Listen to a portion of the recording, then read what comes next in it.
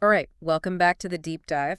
You've sent in some really thought-provoking stuff on how we can better support students who are dealing with both reading and behavior challenges. Yeah, And we've zeroed in on, a pretty major piece of research here, a meta-analysis that really digs deep into reading interventions for this very specific group of students. And I think, when we think about what sets students up for success, like across the board in school, strong reading skills are just like, it's the gateway. absolutely. It really is. And I think a key piece here too is, thinking about who we're talking about when we talk about this specific population, students identified with emotional and behavioral disorders, Right. or EBD is how we see it a lot of times, and then also those with ADHD. Yeah. And what we know consistently in the research is that those students tend to struggle more with reading than their typically developing peers. Exactly. And this is where, one of the things that came up in the sources that you shared that I think is particularly concerning is that, these students are actually less likely to respond to typical reading interventions. Hmm. Like the things that we know work for other kids who are struggling with reading don't always work for this group. And we know if we don't address these challenges, I mean, they're intertwined, right? Absolutely. Reading and behavior, we're looking at long-term stuff, right? Mhm. Higher rates of absenteeism, more suspensions, and, down the road, potentially higher likelihood of being underemployed. Mhm. So, the big question here is really, what does the research tell us about effective reading interventions specifically for this group of students? That's kind of the mission of this deep dive, is Yeah. to go through this meta-analysis, this collection of studies that you've shared, and see what we can take away from it. So, let's jump right in. Mm. First off, this meta-analysis looked at a bunch of different studies, Yeah. and the big picture finding was actually pretty encouraging, which is that reading interventions, on the whole, did have a statistically significant positive impact on reading outcomes. The researchers calculated an effect size of G equals 0.86, which is considered a pretty large effect. That's great. Yeah. So that's a good starting point, I guess. Right. Now, one of the things that they looked at was, this idea of reading and behavior difficulties. Like, why do they often go together? Yeah. So they explored a couple of different theories, and they focused on three in particular. First, that difficulties with reading can lead to those behavioral issues. Mhm. The second is kind of the reverse, that the behavior problems are actually what's getting in the way of reading progress. Right. And then the third is the possibility that there's this kind of bidirectional relationship where, the two just kind of feed off each other negatively. So let's start with that first idea, the possibility that reading struggles actually contribute to behavior problems. So in the studies that were included, researchers, they looked at students who got reading interventions, and they wanted to see, well, did those improvements in reading also lead to improvements in behavior? Right.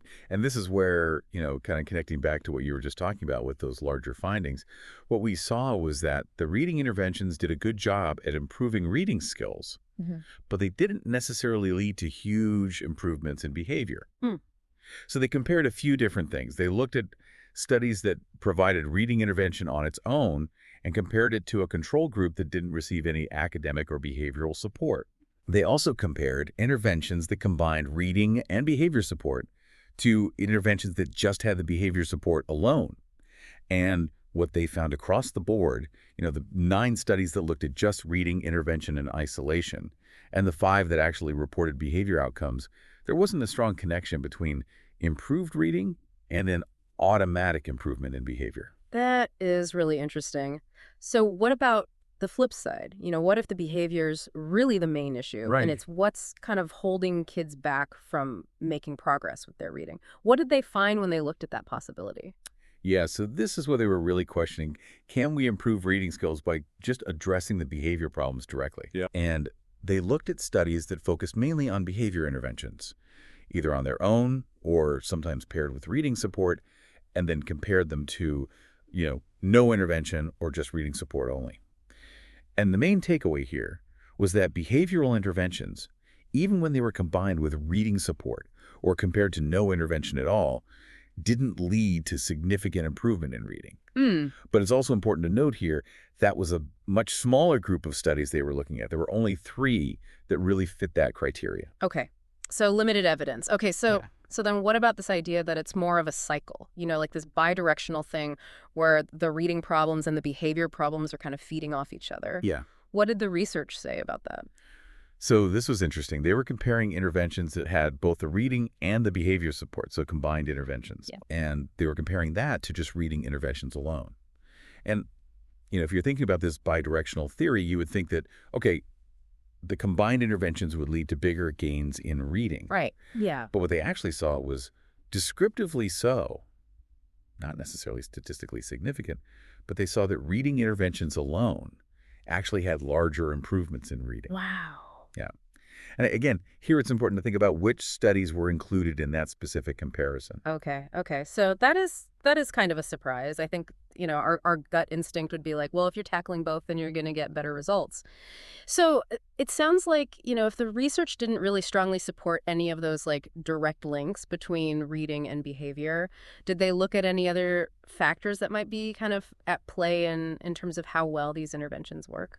Absolutely. So they did what we call moderator analysis, where they try and look at characteristics of either the student or the interventions to say, okay, is there anything that makes these interventions more or less effective? Right. And the key finding here was that only one factor ended up being statistically significant, and that was whether or not there was a specific behavior support component to the intervention.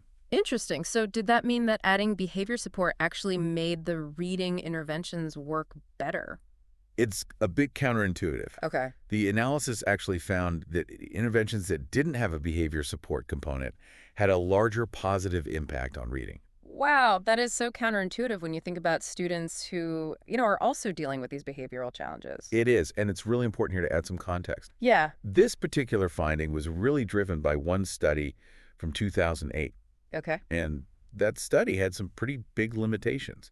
It didn't meet the standards set by the What Works Clearinghouse, Right. which is kind of the gold standard for evaluating educational research. Right. They also used some measures that, could have introduced bias, and they had a really, really large effect size, like way bigger than any of the other studies in the analysis. Mm. So even though it reached statistical significance, we have to be really careful about drawing too many conclusions based on that one study alone. Right. Right. It just kind of shows how one study that might not be the best quality Mm-hmm. can kind of skew the results a bit. Yeah. Yeah. Okay. So outside of that one statistically significant factor, were there any other like interesting trends or patterns that the researchers observed? Even if they didn't reach that level of statistical significance? Yeah, there were a few descriptive trends, and it's good to keep an eye on these moving forward, but they found that studies that were rated as higher quality tended to have smaller effect sizes. No. Interesting. Studies that used a quasi-experimental design, so that means that, the students weren't randomly assigned to the different groups. Yeah. Those actually seem to show larger effects than those that were truly randomized controlled trials, Mm-hmm. which are usually considered kind of the best type of research design. Yeah. They also saw that interventions for older students, so we're talking second grade and above, Yeah. had larger effects than for those little ones in K and first. Right. And finally, they saw that if the intervention was just for kids with EBD, it seemed to have a larger effect than interventions that included kids with both EBD and ADHD. Interesting. Yeah. Okay. So those are, again, they're not necessarily statistically significant, but definitely worth noting. Right, right. Keep an eye on those. So we've talked about the overall impact and then some of those factors that might be kind of influencing how well the interventions work, or maybe not. Yeah. What about the actual interventions themselves? Like, what did they look like? Were there like any common approaches or kind of patterns that emerged? So for younger kids, and we're talking K-5 generally, Right. it was really about building foundational Yes. skills. So we're talking, phonemic awareness, Mm. phonics, fluency, all those good things. Right? Those building blocks. Exactly. And the interventions were usually in a small group setting, sometimes one-on-one, and they were often either commercial programs or, things that the researchers developed specifically for the study. Okay. Okay. What about older kids, like those in middle and high school, like 6th through 12th grade? Yeah, that's where the research really drops off. Yeah. They only found a small number of studies that focused on older kids, Hmm.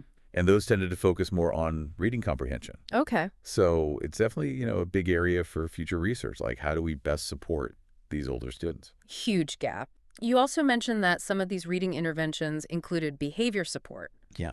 So in practice, what did that actually look like? Like, how are they incorporating those supports into the reading interventions? It varied quite a bit. Some of them use positive reinforcement, rewards for desired Uh, behaviors. Some of them use performance-based contingencies. So, you get a reward if you reach a certain goal. right. Some included social skills training. And in a few cases, even medication was part of the support that was provided. But Mm. because there was so much variation, it was tough for the researchers to really isolate the impact of the behavior supports on reading specifically. Yeah, it makes sense. It sounds like the quality of the research is really important, right? Like, how did this meta-analysis go about evaluating the quality of all those studies that it looked at? They used the standards set by the What Works Clearinghouse, or WWC, Right. which we talked about a little bit earlier, kind of the gold standard for educational research. Yeah, the gatekeepers. So based on those standards, the studies were categorized into, 3 different levels: met standards without reservations, met standards with reservations, or just flat out didn't meet standards. Okay. And that gives us a better idea of, how much we can really trust the findings. Yeah, yeah. Last but not least, one thing that often comes up with meta-analyses is this idea of publication bias. Like, studies that find positive or like really exciting results are more likely to get published. Right. So, did the researchers address that at all? Like, was there any way to know if the findings were maybe a little bit skewed because of that? They did. They used a statistical technique called trim and fill Okay. to check for that.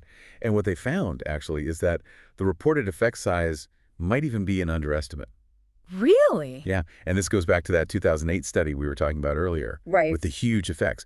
The trim and fill analysis suggests that if there were other unpublished studies that also showed big positive effects, then the overall effect size might actually be even bigger. Wow. Okay, so we've covered a lot of ground here. We have. What are like the key takeaways for educators and, other professionals who are working with these students? Like, what can we really take from all of this and apply in our practice? For those younger elementary school students, the ones that are experiencing both reading and behavioral challenges, Mm. the research is positive. Yeah. It suggests that if we give them systematic, explicit instruction in those foundational reading skills, Hmm. particularly in a small group setting, Yeah. they can make gains in their early reading and word reading skills. Mm. But, and this is a huge but, Yeah. the meta-analysis didn't find that those improvements in reading would then automatically lead to improvements in behavior. Yeah. Yeah. Hmm. That distinction's really, really important to make. So, what are your thoughts then on the role of behavior supports in these interventions? Like, should we be including them? Should we not be including them? What are we thinking? So even though the meta-analysis didn't necessarily show strong support for adding behavior support to reading interventions to improve reading, that doesn't mean that it's not important. Right. It might still be really beneficial to have those supports in place, but within the context of the reading intervention itself. Yeah. Okay. So that might look like, clear expectations, consistent routines, strategies to help kids stay focused and engaged during the reading activities. And then for some students who have more significant needs, more persistent, challenging behaviors, you might need a more individualized and intensive behavior plan. Right. Something that's really tailored to their specific needs to really support them alongside that reading intervention. Yeah, it makes sense. It definitely sounds like there's still a lot we don't know. What are some of the kind of key areas for future research that you think this meta-analysis kind of pointed to? Well, the researchers themselves acknowledged that there were limitations to this work. Mhm. We need more research, period. We need more studies that are, really rigorous with large samples of students. Right. And there's a huge gap in our understanding of what works for those older students. Mm-hmm. Middle school, high school, we really need to figure that out. Yeah, absolutely. And then more research that's specifically looking at how reading and behavior interventions kind of interact with each other. Right. Like, how do they work together? Yeah. What works best? For whom? Under what conditions? Lots of questions there. It sounds like the way we're measuring behavior too is something that, needs some attention moving forward. You're absolutely right. The meta-analysis pointed out that a lot of the studies relied on indirect measures of behavior, Yeah. like, teacher surveys or rating scales. Right. And what we really need are more direct observation methods Yeah. to see, what's actually happening with students' behavior, both during the reading instruction and in other situations. Makes sense. And then finally, what about medication? For those students who have co-occurring ADHD, along with the reading difficulties, like where does that fit in? Yeah, that's another area where we just don't have enough evidence yet. Hmm. The studies in this meta-analysis were kind of all over the place. Right. Some showed positive effects, some didn't. Yeah. And it was really tough to figure out if the medication itself was making a difference or if it was something else. Yeah. So we really need more research to tease that apart.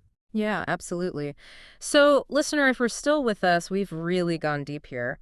But, I think the takeaway is that reading interventions can definitely be helpful for students who are dealing with both reading and behavior challenges. Yeah.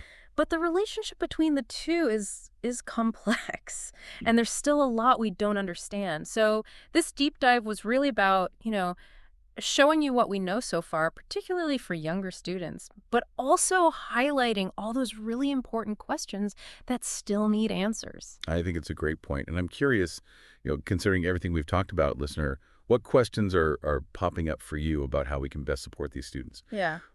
What areas of research do you think are most important to pursue? Yeah. Now, this meta-analysis has really opened up the conversation and shown us how much more there is to learn. Absolutely. All right. Well, on that note, thank you for joining us on the deep dive. See you next time. See ya.